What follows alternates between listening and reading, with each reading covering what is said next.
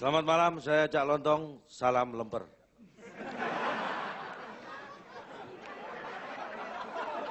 Saya bahagia punya Anda karena saya hanya mengatakan salam lemper, Anda sudah bisa tertawa. Itu artinya Anda adalah makhluk-makhluk yang berbahagia. Susah untuk menjadi orang bahagia. Tapi saya kesini bukan untuk membuat Anda tertawa, tapi saya kesini untuk mengajak Anda mikir. Jangan tertawa, siap-siap mikir. Kita tidak untuk saling menyalahkan, tidak untuk saling menjelek-jelekan, apalagi mencaci maki. Betul? Betul. Berarti Anda mikir. Saya akan membahas sesuatu yang mungkin selama ini sering Anda dengar, tapi Anda mungkin kurang paham. Anda sering mendengar kata sabar. Berarti Anda tidak tuli. Jadi Anda harus maklum, karena filosofinya kenapa orang sabar itu banyak musuh. Karena kata sabar sendiri, lawan katanya itu lebih dari satu. That's why.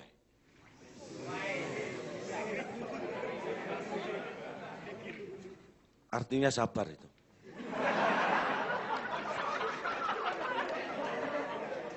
Jadi, Anda di sini, saya ingin menguji sampai seberapa sabarkah Anda. Kalau nanti saya panjang lebar dan ternyata tidak lucu, Anda harus sabar menunggu. Nah, atau seperti ini, lucu nggak lucu Anda tertawa. Itu jalan yang terbaik. Tapi filosofinya orang sabar itu identik biasanya kalau orang pengen sabar itu mengelus dada. Kalau Anda emosi, supaya Anda bisa lebih bersabar, mengelus dada. Itu filosofinya adalah ketika orang emosi, detak jantungnya bertambah. Makanya ada gerakan mengelus dada, berusaha untuk menurunkan detak jantung. Tetangga saya kemarin cewek berantem emosi.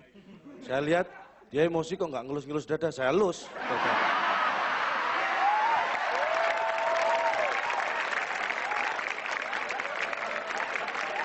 Ya itu. Dan itulah sabar yang berbuah tampar. Tapi masih mending, ya saya sabar aja ditampar.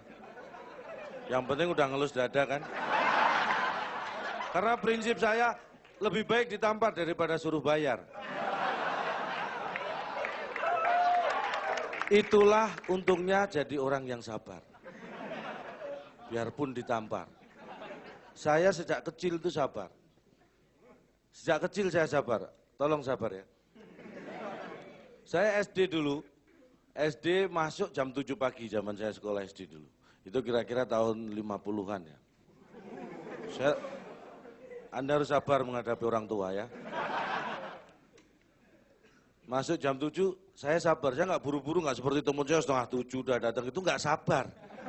Ya kan, saya sabar, paling saya setengah 8 baru datang. Sabar. Saya melatih kesabaran sejak SD. Nah, masalahnya guru saya yang nggak sabar. Saya sering dimarahi. Ini guru kok nggak sabar ya? Padahal guru harus memberi contoh yang sabar. Kita sudah sabar, kenapa dia marah-marah?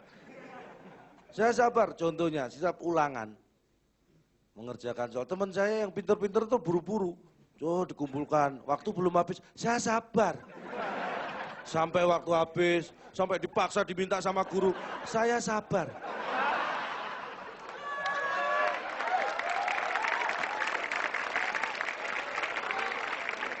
Kadang-kadang teman saya itu ngaku pinter, tapi kalau saya mau nyontek, nggak boleh.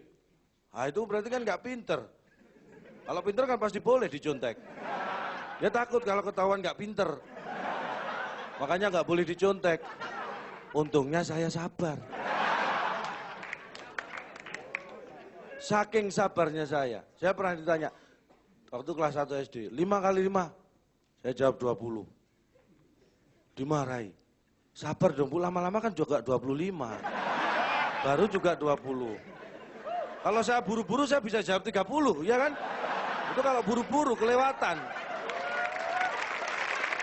Kalau kita mau sabar, 20 itu lama-lama jadi 25. Kalau sudah 30, lama-lama semakin jauh dari 25.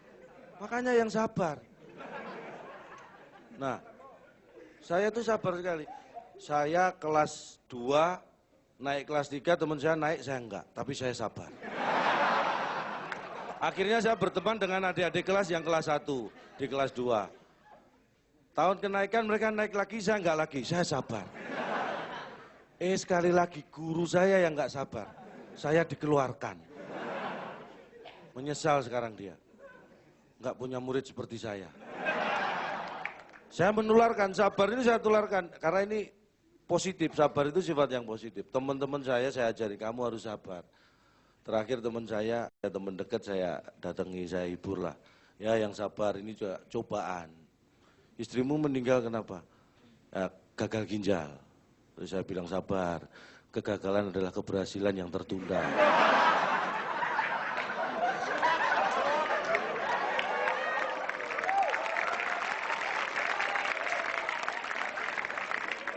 Saya takutnya kalau dia nggak sabar, malah dia buru-buru pengen nyusul istrinya kan repot. Makanya sabar, semua cobaan harus dihadapi dengan sabar. Teman saya itu ada lagi yang lebih unik. Dia suka sekali sama cewek, tapi banyak cewek yang nggak suka sama dia. Tapi dia sabar, nembak, dia pernah nembak cewek. Sekali gagal, 2 kali gagal, saya bilang sabar, tunggu waktu, 3 kali gagal. Dia sabar dan akhirnya berbuah hasil. Cewek itu menemukan jodohnya dan menikah dengan orang lain. Nah, coba kalau teman saya ini nggak sabar, kan bisa terjadi hal yang tidak diinginkan. Nah, karena dia sabar, dia belajar dari pengalaman, dia tahu arti kesabaran. Dia deketin cewek lain, dia tembak, saya nggak mau gagal, dia nembak benar-benar, das!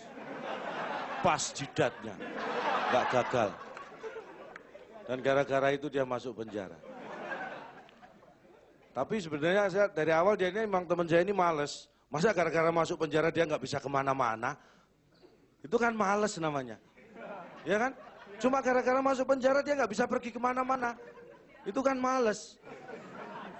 Jangan sampai penjara ini jadi penghalang Anda untuk pergi kemana-mana. Itu namanya orang malas, saya ajarin dia. Dan saya banyak belajar dari dia, kehidupan di penjara itu memang menguji kesabaran. Dan dia cerita, tidak benar kalau di penjara itu yang banyak adalah narkoba, itu nggak benar. Itu hanya oknum. Justru di penjara itu yang banyak jam. Karena bangun dikasih jam, makan dikasih jam, waktu mandi dikasih jam, waktu sholat dikasih jam, waktu olahraga dikasih jam, waktu istirahat lagi dikasih jam. Jadi sehari berapa jam itu. Jadi kamarnya penjara itu penuh dengan jam. Makanya fungsi waktu dan sabar seperti itu. Jadilah manusia yang sabar supaya waktu juga sabar menemani Anda. Saya Cak Lontong, salam lembar.